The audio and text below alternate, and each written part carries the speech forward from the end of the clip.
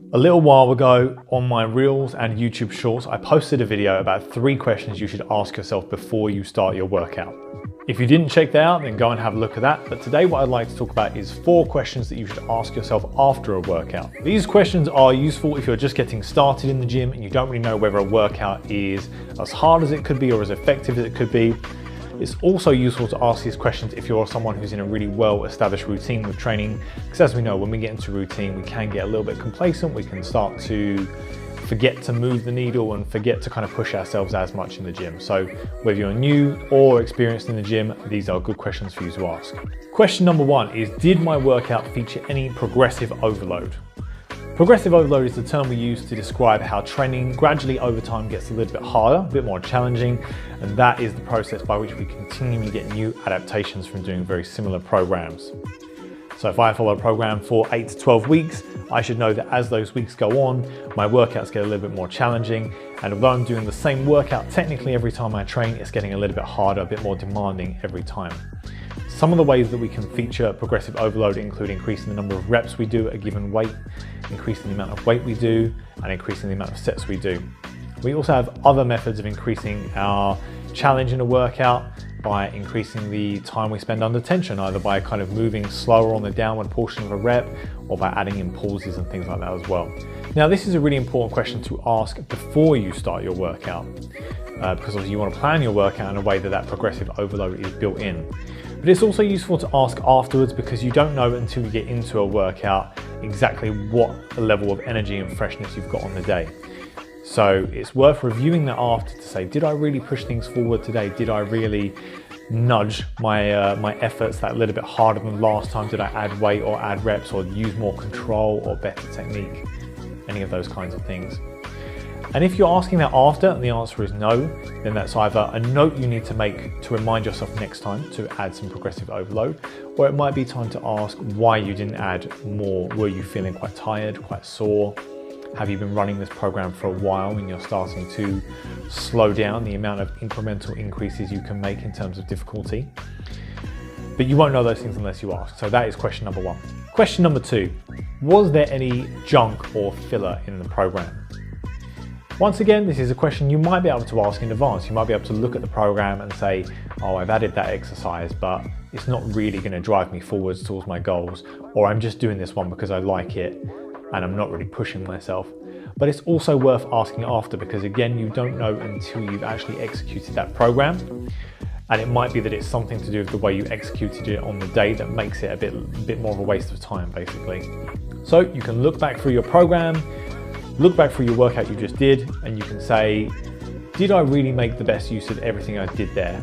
Maybe you spent a bit too long doing mobility or foam rolling, or maybe you were doing an exercise, like I say, where you weren't really pushing yourself as hard as you could. And sometimes that's okay. Sometimes an exercise doesn't need to be maximum intensity. If you're doing some accessory exercises for a deadlift or something like that, and you've already deadlifted heavy, that doesn't mean that every accessory exercise you do has to be maximum difficulty. But it might just be that you felt you were just going through the motions. And it's worth asking yourself that to make sure that everything you were doing in the gym was serving a purpose. The third question is, did you use your time in the gym effectively? Now, this kind of links into what we were just saying about filler exercises and asking ourselves whether we're making the most of the actual sets that we're doing in the gym, but it's also about the other time as well. And this goes back to things as cliche as, were you texting between sets? Were you swiping through Instagram between sets? Could you have saved some time there? But also other things as well. Are you timing your rest periods? I always find that's one of the biggest ways that people waste time in the gym. If they don't time their rest periods, before they know it, 6 minutes have passed between sets, and yeah, you're well recovered, but did you really need 6 minutes rest between sets? Probably not. So that is a good question to ask yourself. Obviously, on the flip side, there are people that don't rest enough, and that's a different issue, and that is one that should be addressed. But in terms of using our time effectively, things like that are very important. Of course, for a lot of us, the gym is a place where we go to enjoy ourselves, to kind of have a bit of me time, to maybe hang out with some gym friends. So you don't have to become this unsociable terminator that just goes through every workout with no wasted time at all. What it does mean though is that if you start finding that you're skipping some of your accessory exercises at the end, or you're getting really hungry by the end of your workout, again, it's just something to reflect on and say, could I have shaved down a bit of time in that workout? The last question for this little workout review is, did I train with intent? So intent is not the same as intensity. I'm not saying that every workout has to be as hard as humanly possible.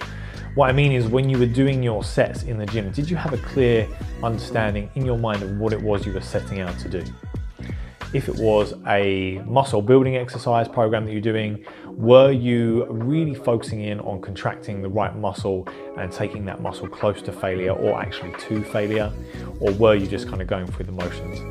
If it's a strength training program, were you at an intensity that either felt like it was a challenge to complete the set, or that you were lifting at sub-maximal weight, but you had really good kind of intent to drive through that lift and work on your technique and all those things? So it's more just about, what was your mentality going into the session? How much focus did you bring to that session? This kind of ties back into what we were saying about junk or filler exercises. If there's an exercise where you're going through the motions and you're not bringing that intent, then an exercise that is very valuable on its own could very quickly become a junk exercise that you're just kind of doing with no real intent. So review that, make sure that you are bringing that focus to your sessions. Very quick video today, that's all we're going to cover. We looked at your overload in the gym, the amount of junk or filler exercises you were doing, your time management, and your intent. If you focus on those 4 things and review those at the end of the workout, fix any little changes there. If you think you look back over one of those aspects and think, I could have done a bit better with that, then that is really going to turn your workouts up to that next level. As always, if you've got any questions about strength training or gym motivation or anything else like that, leave them in the comments. Please also make sure you like and subscribe, all the usual YouTube stuff, just to help me keep the channel going, and hopefully I can bring you more information soon. Thanks for watching and have a good day.